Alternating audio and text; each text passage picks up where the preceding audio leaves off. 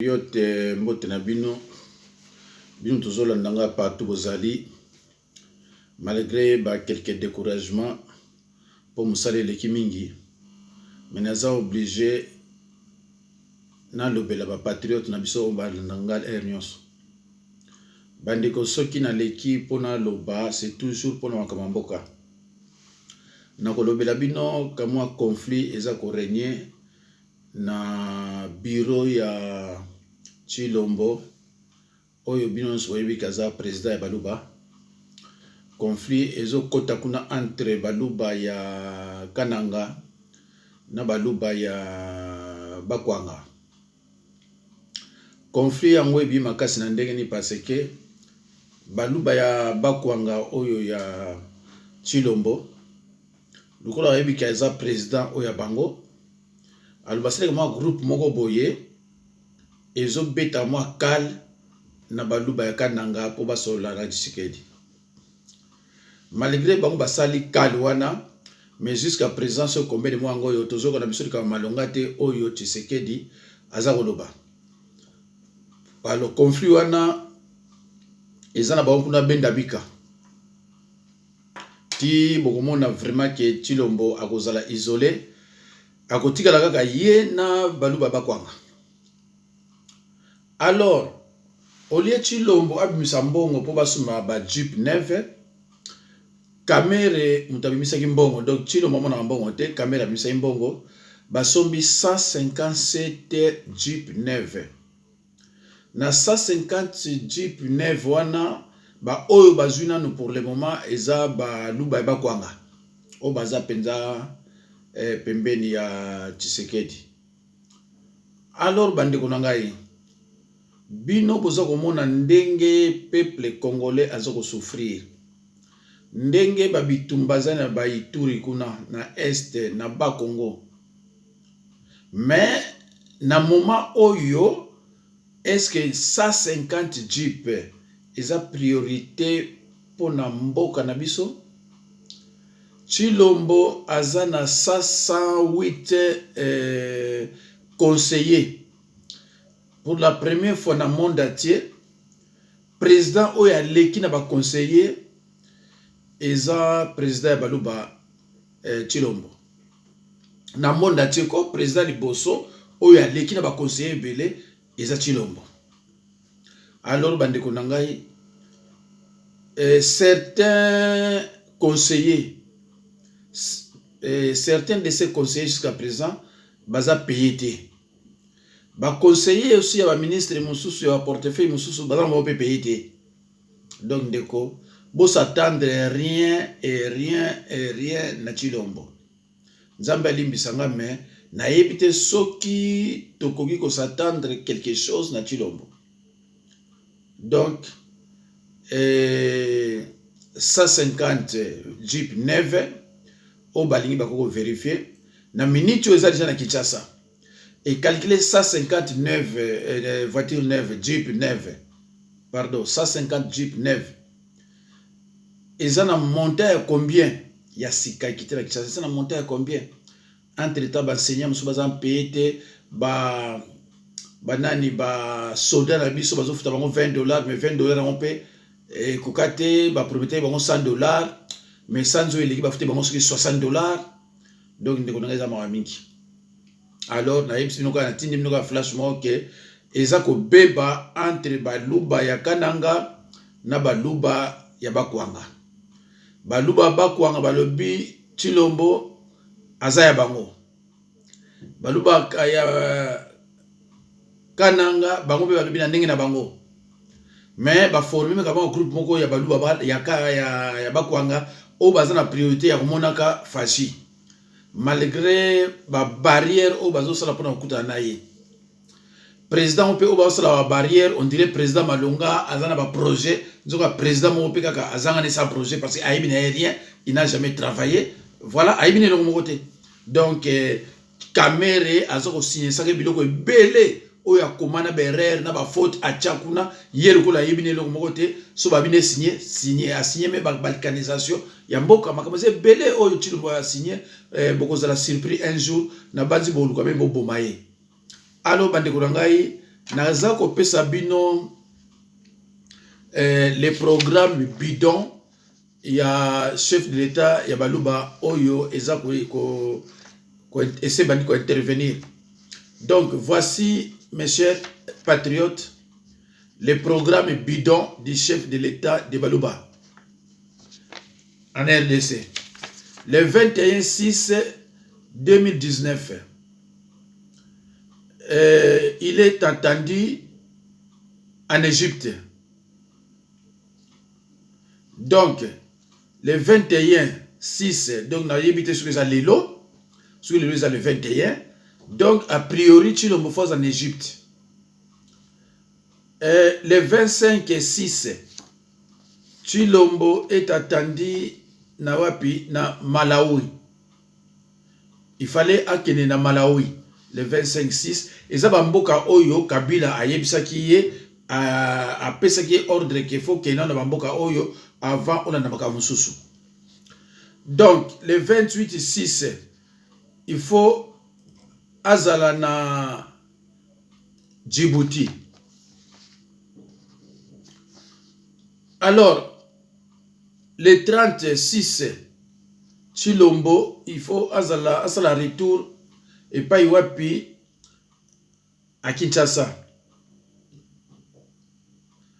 Le 5/7, c'est-à-dire le 5 août, non, le 5 juillet, a priori, Chilombo est attendu au Togo.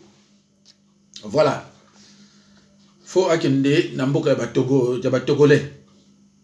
Le 8/7, Chilombo faut akende na Tchad. Le 12/7, Chilombo faut na Madagascar. Bandeko, bon c'est parce que ce sécurité bon silika. Donc mboka oyo Kabila tchaki ye ke ye akunuta na mboka wana, eza mboka mongo tu na ebité ceux qui relation na mboka na biso poto zwa nini, je comprends plus rien. Mais ma pesa ki yango ta masinyaki ba corps na ye ke tala mboka oyo ko visiter na no a priori pour ça la alliance kuna. Donc le 12/7 na ba le 8/7 Chilombo faza na Tchad, le 12/7 faza na Madagascar, le 14/7 faza na Sao Tomé, le 26/7 faut voyager vers mboka mo abenga sui Papouasie et en Nouvelle-Guinée. Le 37/2019, le 37/2019, il faut un déplacement vers île Maurice. Il pourrait encore faire un déplacement vers Bagdad. Ndeko na ngai oyo ezali ba programme bidon oyo ba pesa ki Chilombo ake no visiter ba mboka oyo yo. Ole ba pesa ba mboka modi ba Suisse, ba Danemark, ba Norvège, ba mboka msusu bazo pesa ba mboka neti ba Malawi, ba Djibouti, ba Togo, ba Tchad. Bon, donc bazo mone donc président mo ya pamba ba valeur na eza ba pays oyo.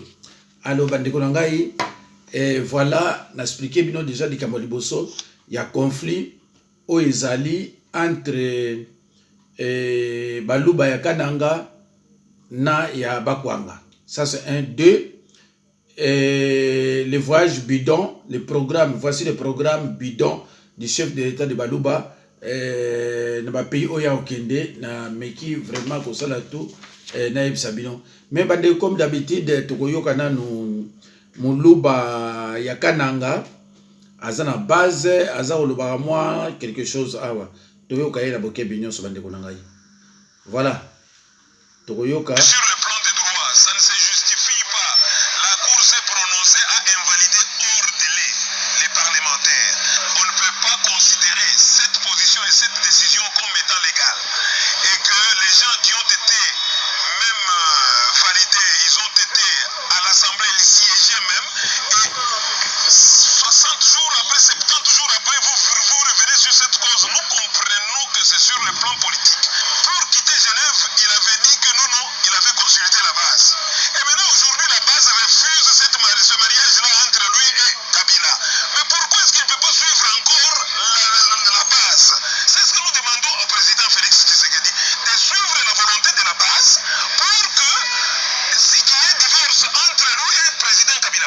Kabila, ce qu'il est en train de faire actuellement, il ne fait qu'humilier le président actuel. N'oubliez pas que la main qui donne est toujours au-dessus de celle qui reçoit. Ne soyez pas surpris, il n'y aura rien. Il y a tous ceux qui ont revendiqué ici. Ils ont revendiqué, ils ont introduit des mémos, ils ont initié des actions et ça n'aboutit toujours pas. Et comme ça n'aboutit pas, monsieur le journaliste, sachez que rien ne se fera et il n'y aura rien. Et que les gens qu'on a invalidés puissent entrer seulement dans l'opposition républicaine et qu'on continue notre lutte parce que ce pouvoir, comme monsieur Antoine Félix Tshisekedi, c'est un pouvoir donné, ce n'est pas un pouvoir mérité. S'il y a encore quelque part où on peut aider Félix Tshisekedi, c'est quoi? Qu'ils nous disent les contenus de leur accord entre lui et Kabila. Vous voyez, qu'est-ce qu'ils ont signé? C'est quoi que c'est ce qui les retient, qui les traque encore? S'il dit tout simplement ce qu'il a signé avec Kabila, et maintenant nous, peuple, parce que lui ne respecte que la volonté de la base, nous, base, nous allons l'aider à exécuter, à accepter ou à nier ces accords-là. Parce que lui, de lui-même, il ne saura pas refuser. Parce qu'il est lié par Joseph Kabila, il est en train de le tirer partout. Bandeko, wana boyoki muluba ya Kananga. Muluba ya Kananga wana aza parmi batu oyo babengi ya base. Ye azo reconnaître que ce n'est pas un pouvoir légitime. Donc, attaque Muluba Kananga à reconnaître que c'est un pouvoir donné. Donc, tout s'attendre n'a rien. Alors, Bandeko, je pense que les Baluba, Babandi, Bamusus, comprendre Malembe, malgré qu'il tribalisme na bango, mais toko mema bango tina suka, toko mema bango na kombo ya Nzambe. Pas ekozala ke Muluba akokanga munoko akoloba susu te ke Faci a gagné te tozo kende. Mais bandeko boyebi bino moko ke le 30 juin toza na révolution moko ya kosakana te. Et voilà, ndeko tokocha suka mama matoi na oyo soki bolingi boyoka yango ndeko boyoka. C'est la chose qui a l'ingate. Tu pars sur un truc pour nous sa démonstration comme sur le clore débat. Moi je n'ai jamais dit, moi je n'ai pas une obsession à Faci. Peut-être que toi a une obsession à Faci. Moi je n'ai pas obsession à Faci, je le connais personnellement. Naïbi. Donc c'est pas les Kamou Yassika. Tokota la bamakamu soute pour l'onzonga. Naïbi sayo, cop abandon sala awa. Au-delà de bamakamu, on abandon sala pula. Na masa na yeba dibanga na oncle na yemo avanda na Toulon benga balinga te aoyeba oncle na yewa kop na yeba ndo sala yango na makambo bwe bolu kile ya ba diplôme ya ba classe eza makambo na ngote etambolo babongo bosenga biso ba bref ne bolinga futo ela bino ba kombo ya batu makamso ebele bele na ozonga sona pesa bino le mamso boyebi te on makambo Faci o na public na zana beaucoup de retenir za question d'éducation au biso besoin et na makambo ya débat public. Mais est-ce que vous voyez que maman Marthe a un bana mibale abotaka avant bala Tshisekedi. Il y a liboso komone Claude avant d'ana London. Il y a mibale komone Kati avant d'ana Ucle. Qu'est-ce que ça a à voir dans le débat public? Ce que ça a à voir, c'est que Batouana Banoz à la Awa, Claude, grand frère, il y a Félix, na côté à maman Marthe, Aza gardien pénitentiaire en fait. Les gars reconnus au niveau de Belgique comme les qui a Félix ou Athéna, Café na Matongi. Ce ne sont pas des gens riches. Du jour au lendemain, tu sais qu'il y a Koufi. Bon, tout le monde est mort, basombi, wana msasombi ndakuna, ukle msasombi ndakuna London. Et vous posez une question. Il y a 6-7 mois, on a ça même une émission sur ça. Officiellement, Peter Kazadialeka a aussi la cotisation parce que vous avez un bon congrès, vous avez un congrès dans l'Opango. Sans urne, sans bulletin de vote pour Mbongo Yate. Félix a comment Mbongo, comment louer ma jet, a comment voyager dans ma première classe, ma délégation, ma jeep, a comment na ba jet, ba nini, ba jeep, ma mebele bele, a comment na ba larme, ma mebele bele. Donc, tout la question. Lorsqu'on pose cette question-là, tous les ba tribaliste, ba haineux, que tu l'as caillé, tous les contre non, mon cher, le Congo, c'est un pays qui nous appartient tous. na Félix comme na Yonanga. Donc on ne peut pas au nom d'une certaine famille que ça makamanga ça la démonstration dans la claire. Dans le bas qui dit qu'il va passer doctorat en droit et ça titre à CIA. Dans ça la démonstration publiquement premier docteur en droit sans thèse c'était une couverture pour permettre à infiltrer l'institution. Et ça makamanga dans ces pays qui part. Pour ça, à Kinshasa, maman s'est levée à Kinshasa, maman s'est levée à la faculté à droit. Pour que nous vérifions comment ça se fait que tu sais qu'il y a 1961 docteur en droit pendant que la faculté à droit pendant 1958. En 58, les Congolais n'avaient pas droit parce que vous avez colonie. Le premier Congolais de la faculté à droit va s'inscrire en 1960. Dans une seule année, comment on va passer un doctorat? Et ceux qui ont la faculté polytechnique, cette même année, on va passer un Bisingimana. Comment tu sais qu'il y a un Bisingimana et qu'on s'est rencontré dans l'histoire de Makama Mobutu pour nous noyauter Mobutu? Il y a des choses où ils sont tellement évidentes, il suffit juste dans le bon sens. Ce où il y a des livres, tu sais qu'il y a comment? Tout débat, tu sais qu'il y a même sur le plan juridique, mon frère, je suis preneur. Moutounio sur la profession, notamment les solos côtoirs, tout cela, au monde, c'est Kabou, on parle de Makamba Bakab, la courant, il y a pourquoi? Parce qu'à l'école, Moutounio sont quelque part avec ta profession, on a expliqué sur Makamba, on a mis la compte, il y a ni parfait, à compte sur Yachada, pour nous vérifier pourquoi. Parce que ça domaine, les informatiques, voilà, ils ont Makamba, non ça. Comment c'est un docteur de droit, en droit, sur une pour tout cas, on n'est jamais dans un grand débat juridique, un grand principe et tout ça. Ce que le vieux a fait, il avait un charisme, il ignorant, mais ça ne veut pas dire qu'il te goûte le été. Surtout comme on a laissé, il passe au Lubananga des fois. Il faut respecter les morts. Il y a tant de critiques à Mobutu. Mobutu a Yiba, Mobutu a vivant. Nous l'obinons ni qui soit calmé ma camba, bakulu bana Félix te parce qu'à parent. Tant au fin à Kabila apparente. Yo quand il va sifa, on a bana Kabila basi pelale tout le Kabila va dégager. Où tu causes en a des poids des mesures, mon frère, tout ça en a sens normal. Chose à homme public va vous critiquer. Macron contre Macron.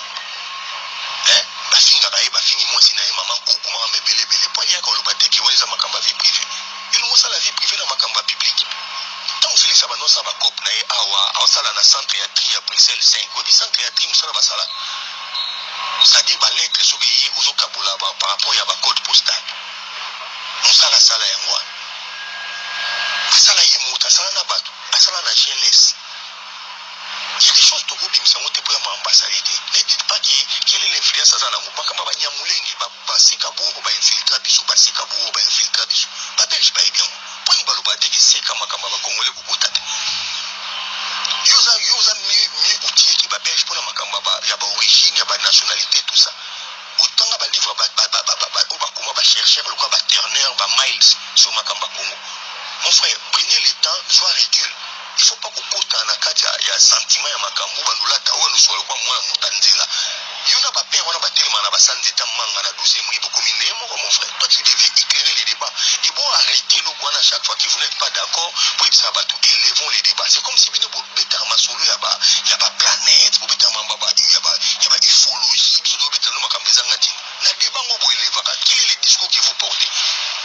Félix ça sali plus de 5 meetings. Pour que ça ne loko ya sika ou ne boit prendre pas naï. Avec où ça machine eza makamba clibo. Ça ce sont des bablo comme primaire.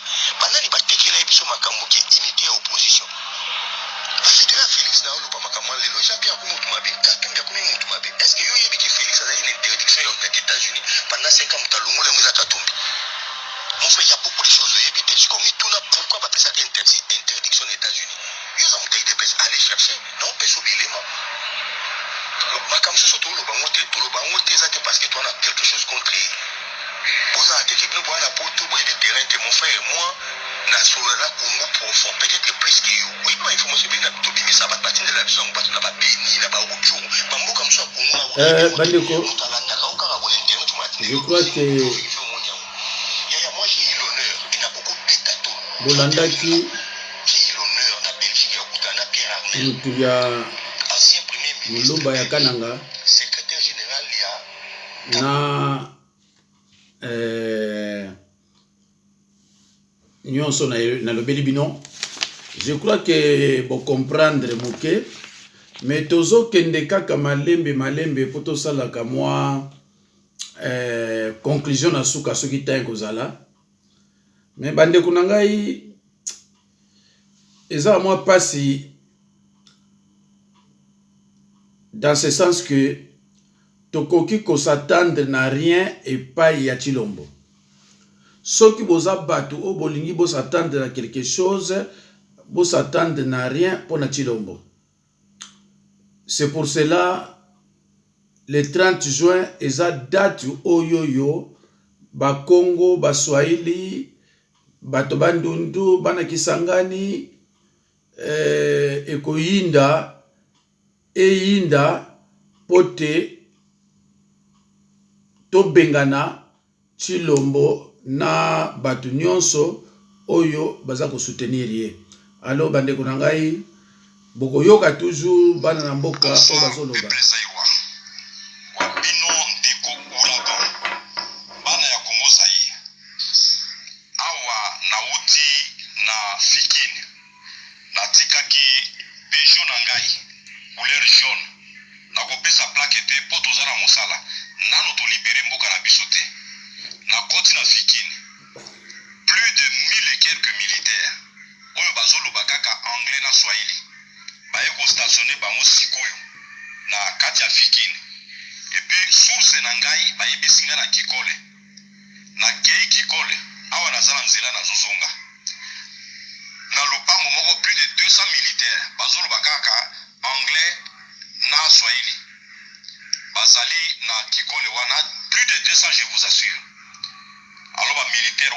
Selon tonalité na bango Swahili, ezaba Swahiliphone te, ezali ba Rwandais. Ndeba zawana plus de 200 na kata lopango moko, ba chasser même bateau, po bazali na ba parcelle voisine. Ce oyo nazolo bana bino, yeke événement eleki na 18h25 na silisi siko na uti Kikole awa na leki déjà Mikunga. Pona ke neve aéroport yango nazosala bino message oyo. Peuple zaïrois, pour se mettre debout, bandeko nyonso oyo bazali na Kivu, au moment où boyoki wa bino ndeko ouragan a déclenché mouvement la libération totale à mboka na biso. Bandeko ba vrai maïmaï, oyo baza na Masisi, baza na Kayabayonga, na Saki, na Minembwe, bandeko nyonso oyo bazali na Uvira, bo déclenché kuna pona ko bloquer nzela. Que ba rwandophone wana ba kota na territoire biso te parce que ouragan azali na kati ya capitale ya Kinshasa et ko déclencher simultanément na biso na bino kuna na este to ko déclencher simultanément ndeko ya kutumba na yebi mission oyo tango fort akendaki ko retirer ba rwandais oyo bazaki bato ya CNDP bato ya M23 oyo baboyaka koya brassage na bakitona na kotakoli na kamina batikala na Kivu ebola zwaki bawakela bango na Kalemi sikoyo boyebi bien bandeko nyonso oyo baza na SAPI ba militaire rwandais oyo bazala kati ya armée nationale base retire na kati ya position esika bandeko baza na ngomba Minembwe ba rejoindre au commandement ba rwandais po ete baya ko attaquer sikoyo ba armée ya biso bana mboka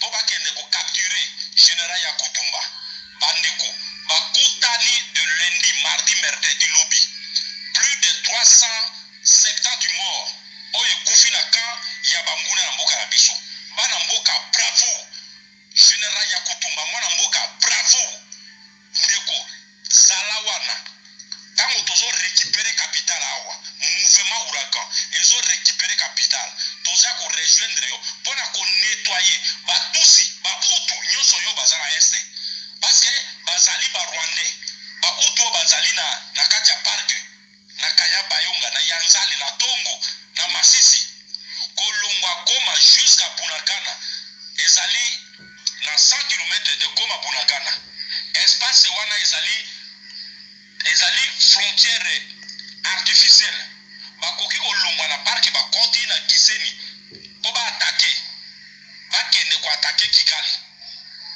mais bakendaka te bavandi na kati ya parc bango nde bazopille matière précieuse na biso Rwanda azoya kosala troke na munition na arme po bakontinue koboma bandeko na biso kiti ututi utusi bazali barwandais plus jamais koinspecte susu utu na tusi na territoire na biso ce sont des sanguinaires des criminels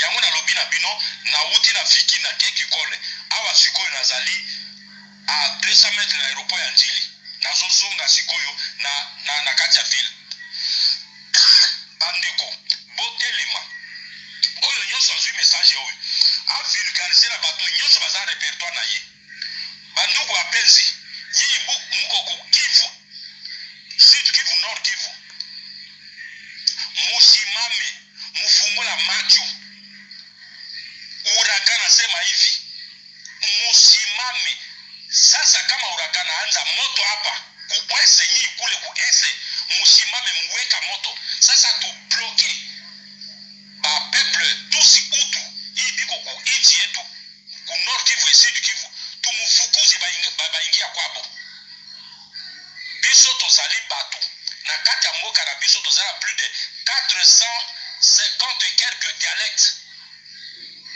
chaque tribu ozala moluba katanga olobaka kiluba kati moluba ya kasa alobaka kiluba mokongo alobaka kikongo moswahili alobi kiswahili mongala alobi lingala batribu ya mike elobaka ndinga motetela alobi kitetela mongo alobi kimongo me banyamulenge wana bauti wapi ce sont des infiltrés alors il faut totia bango na place ya bango boyebi ke comme Kagame azali criminaire aboya kosigner statut de Rome pote ayebi ke aza criminaire injuste mpe ekokanga ye mais tribunal pénal international oyo ezali na Belgique ekokanga Kagame bandeko tokokota botika kolelalela ke Rwanda azolinga balkanize mboka na biso Rwanda azali petit fois plus petit que mboka na biso bakozwa Rwanda 60 fois po ekoma étendue ya République du Zaïre toko annexe Rwanda wana comme 12e région ya mboka na biso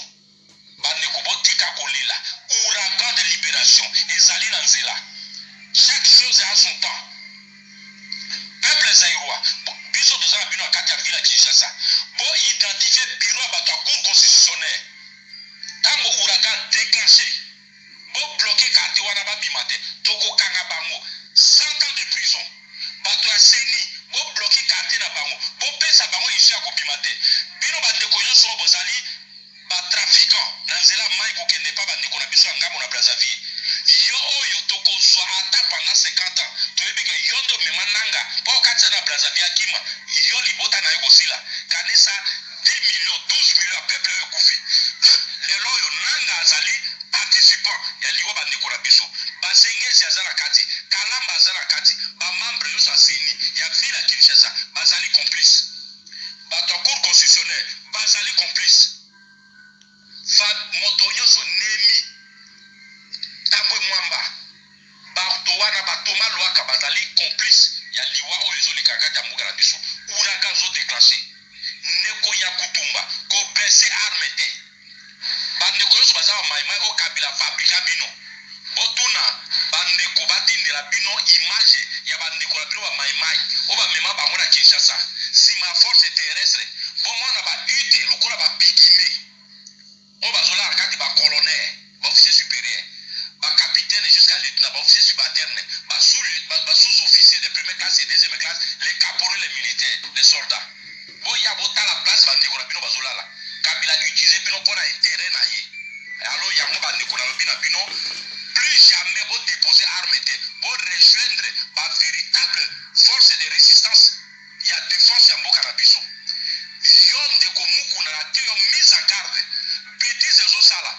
bandeko nyonso baza na église ya ACK bobima parce que ACK ekomi politique mukuna azalaka boyebaki azalaka quartier aye kocreye église wana asenrichir lelo oyo azaloba nzambe asi akite ye atikali poso pamba mukuna komi otie na église ministère ya souveraineté défense intérieure affaires étrangères justice finance jamais bakopesa Kabila est ce que mate ya kombo ya service wana ezala kati ya bible yo mukuna oyo oza kofinga bapere spirituel ya katolike ozofinga abesole elongi lokola elongi mutu ya mvwa olia soki etie oyo epidemie na nzoto yo mukuna ozowela muvate na acception na marché na basi batanga mibale batanga yo za paster mukuna tu seras pendu je dis yo ouragan lobi na yo bakopendre yo mukuna tolingi kotribalize mboka te moluba mongala moswai tozali bana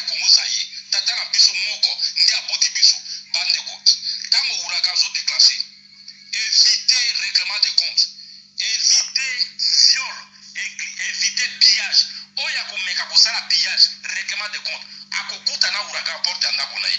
Moupepe mabe. Devant ouraka, les fruits mûrs ou pas mûrs, ça tombe. Peuple boye bate. Kabila Zaki na 3 plans. Plan A, plan B, plan C. Plan A na Zaki a imposé Chadari. Et ainsi. Bandeko boyoki ye alobi baluba banani bazali bana ya tata moko. Mais ngai nalobi na bino ndenge wana te. Ngai pour le moment muluba aza congolais te. En tout cas, c'est ce que révèle Oufda, un magazine d'investigation de cette chaîne de télévision israélienne. Eh bien, l'agence de renseignement privé israélienne Black Cube aurait mené ces dernières années des opérations pour le compte de l'ex-président congolais, et ces opérations auraient dépassé toute limite de l'éthique et de la légalité. À Jérusalem, Michel Paul. Nous sommes fin 2015, l'opération Coltan est lancée par Black Cube, un des plus importants projets menés par cette entreprise de renseignement privé, dont la majorité des employés sont des anciens des services secrets israéliens, le Mossad, le Shin Bet et aussi 8200, l'unité de cybersécurité de l'armée israélienne. Son directeur Dan Zorella rencontre le président congolais, Joseph Kabila, des entretiens qui, selon l'émission UFDA, vont devenir de plus en plus réguliers. Sous couvert d'anonymat, un ancien employé de Black Cube explique. Kabila voulait savoir tout ce qui se passait lors des réunions de l'opposition, qui participait, qui s'attaquait au président. Il voulait savoir s'il y avait des proches qui le trahissaient, qui étaient les traîtres, et il y avait des traîtres. Toujours selon FNA, une dizaine d'agents de Black Cube fondent un étage d'un grand hôtel de Kinshasa, le quartier général d'un service de renseignement officieux. En 2016, fait remarquer l'émission d'investigation, 17 opposants au régime congolais sont tués par balle lors de manifestations. Parallèlement, une agente de Black Cube tente d'enquêter, mais sans succès, semble-t-il, sur les relations entre Kabila et l'homme d'affaires israélien Dan Gertler. Black Cube